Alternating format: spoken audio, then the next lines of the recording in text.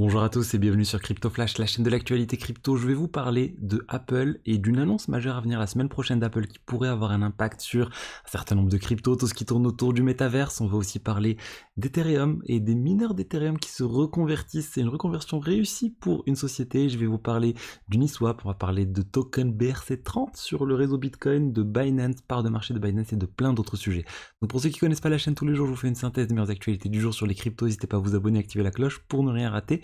On va commencer avec le cours des crypto-monnaies. On est en légère hausse aujourd'hui. Un Bitcoin à 27 200 $, plus 0,3%.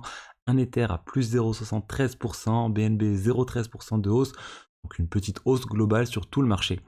Et je voulais vous parler de quelque chose que j'ai trouvé assez hallucinant. Regardez cette vidéo. Qu'est-ce que c'est que cette vidéo?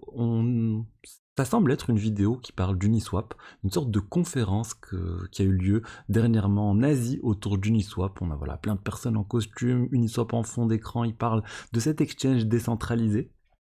Et en fait, ça n'a absolument rien à voir avec Uniswap. C'est une fake, c'est une fausse conférence qui a eu lieu. Et le fondateur d'Uniswap dit c'est complètement hallucinant, c'est sûrement une arnaque ou quelque chose similaire à une arnaque. Effectivement, ça semble vraiment être une pure arnaque. Quand on regarde les slides en détail, ça parle de reward et de profit sharing, de partage de revenus qui n'existe même pas sur Uniswap avec plusieurs niveaux. Donc ça ressemble à du MLM, etc.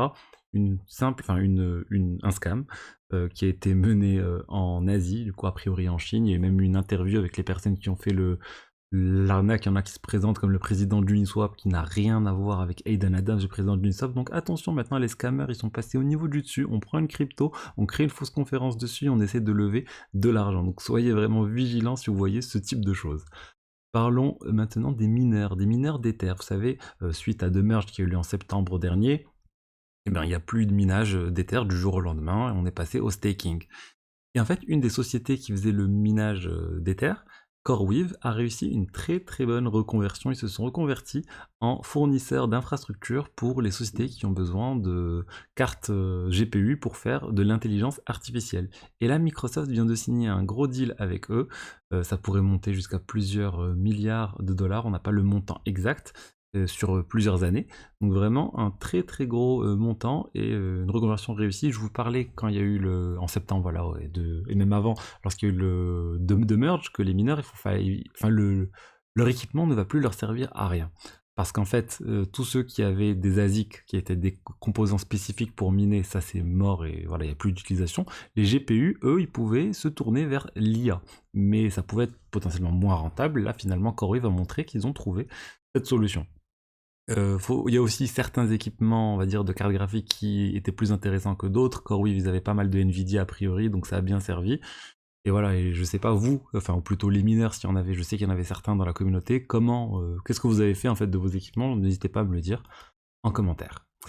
On va parler maintenant d'un nouveau format BRC30. Ça s'appelle le BRC30, c'est sur Ordinals. Donc j'ai pas parlé d'Ordinals sur le réseau Bitcoin. Les BRC20, c'est les jetons, on en a beaucoup parlé. Il y a eu plein de memecoins, plein de shitcoins sur Bitcoin. Et là, en fait, il y a un nouveau format qui est proposé. De ce que j'ai compris, ça vient d'OKX initialement, l'exchange. Ça a été repris là par Ordinal Labs. Et ça permet de rajouter une couche en plus ce qui existe avec le BRC20, ça permet de rajouter un système de staking. Vous pouvez staker, déposer, retirer. Ils ont rajouté tout ça pour pouvoir permettre aux gens de limite générer des revenus avec leur token. C'est un peu une sorte de finance décentralisée, on n'y est pas encore, mais c'est un début. Et c'est intéressant de voir vraiment cette innovation qui continue d'avoir lieu sur le réseau Bitcoin avec ce format. On va voir, ça va être adopté. C'est toujours compliqué une fois qu'il y a un format qui est en place. Le BRC20 par exemple, ça va être difficile de le remplacer parce qu'il y a plein d'outillages qui a été mis en place avec ce format-là. Donc je pense quand même que ça va être compliqué de détrôner le BRC20, mais on va voir si ça apporte vraiment une utilité et que les gens trouvent leur intérêt dans tout ça, ça pourrait. On va parler maintenant de Crédit Suisse et plutôt d'une startup dans laquelle ils ont investi, Taurus, qui vient en fait de s'ouvrir à Polygon. Qu'est-ce que Taurus? Ça permet en fait d'émettre un certain nombre de choses tokenisées sur la blockchain et c'est à destination des banques principalement. Donc ça peut émettre des actions, des prêts, enfin plein de choses. Jusqu'à maintenant c'était disponible sur Cardano, sur Ethereum, sur Tezos et maintenant ils arrivent sur Polygon. Donc parce qu'il y a eu beaucoup de demandes clients autour de Polygon. Les investisseurs de Taurus, c'est vraiment des grands noms, on parle de Crédit Suisse, Deutsche Bank, donc voilà, c'est vraiment des très très grosses sociétés. Ils ont aussi comme clients plein d'autres banques. Et voilà, c'est c'est plusieurs banques qui risqueraient maintenant d'arriver sur Polygon. On va parler de Binance. Binance est de leur part de marché qui commence à baisser. Pourquoi? Parce qu'en fait, ils ont arrêté leur campagne de zéro frais sur le Bitcoin sur un certain nombre de paires de trading, et du coup ils ont perdu des parts de marché, mais ils restent toujours bien au-dessus de la concurrence. Ils sont passés, regardez, selon le dernier rapport, ils sont passés à 46% de parts de marché sur le marché spot, alors que le mois d'avant ils étaient à 48%, et à un moment ils étaient même au-dessus de 50%. On peut se dire c'est une baisse, c'est grave, mais non, c'est pas grave. Binance ils sont à 46%, et le deuxième et le troisième c'est Coinbase et OKX, ils ont à peine 5,6% et 5,4%. Donc Binance ils sont toujours vraiment loin devant la concurrence, ils écrasent la concurrence, et donc ils ont encore beaucoup de marge de manœuvre avant de se faire dépasser. Honnêtement ça risque d'être compliqué de dépasser Binance. FTX c'était vraiment un concurrent à Binance à l'époque, ça commençait à prendre de plus en plus de parts de marché, mais suite à la disparition d'FTX, il n'y a plus vraiment de personnes, enfin d'exchange qui se rapprochent de Binance. Et on va parler maintenant de Metaverse. De Metaverse avec Apple.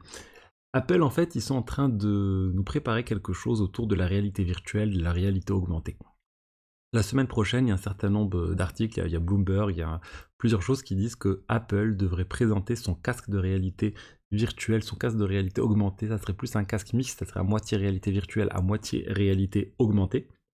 Il devrait coûter très cher, on parle de 3000 $. Donc c'est pas donné, sachant qu'on sait que Meta, donc Facebook, ils ont sorti leur casque pro de l'ordre de 1500 $, et même leur casque pas cher là qui viennent d'annoncer encore, le Meta Quest 3, ils l'ont annoncé lui autour de 500 $. Donc Apple vraiment ils vont devoir vraiment se différencier sur la qualité de leurs produits. Ils ont l'habitude de toute façon Apple de sortir des choses très chères et de bonne qualité aussi, faut pas se mentir.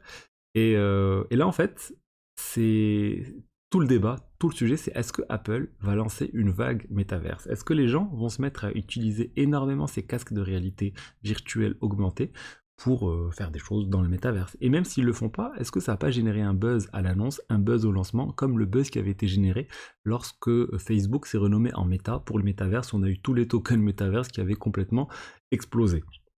Donc là, c'est tout le sujet. Est-ce qu'on n'est pas en train d'avoir une nouvelle histoire qui est en train de naître autour du métaverse, autour de ces tokens à fort potentiel qui risquent d'exploser prochainement ou pas?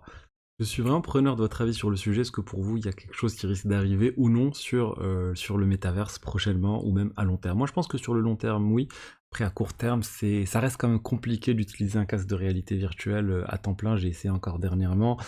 C'est pas encore au point. Mais moi, honnêtement, j'ai hâte de tester déjà le MetaQuest, là, le dernier de Meta quand il va sortir. Je testerai encore.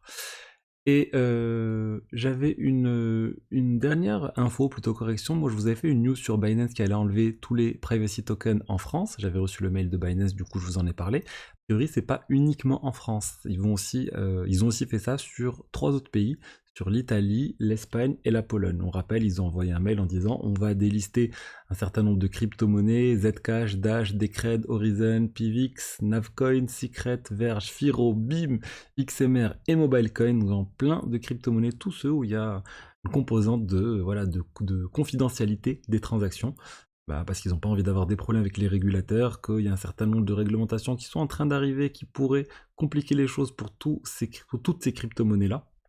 Ça a commencé avec Tornado Cash et là, ça risque de s'étendre à toutes ces cryptos. Donc voilà ce que j'avais à vous dire aujourd'hui sur l'écosystème des crypto-monnaies. J'espère que le contenu vous a plu. Vous trouvez dans la description un certain nombre de liens vers des exchanges, vers des partenaires. J'ai une newsletter aussi. Ça fait un moment que je ne l'ai pas posté, mais il faut que je m'y remette. Et voilà. Et je vous dis à demain pour la suite. Au revoir.